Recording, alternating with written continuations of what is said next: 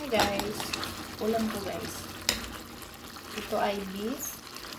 Lagyan ko ng syempre oil, onion, garlic, oyster, and then beef, and then carrots, at of course zucchini.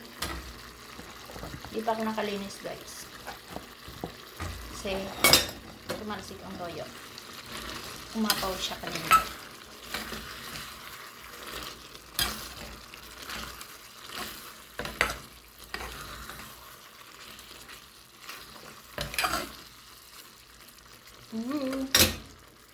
Pero huwag niyong problemahin yan guys kasi kusina ko lang yan guys. Lagyan butang. Lagyan ko tubig. A little bit of water. See? Baba! Okay, Baba, wait.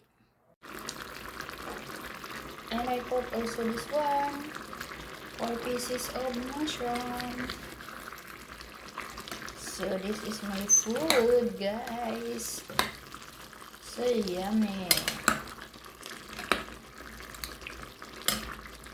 Okay. We'll cover it.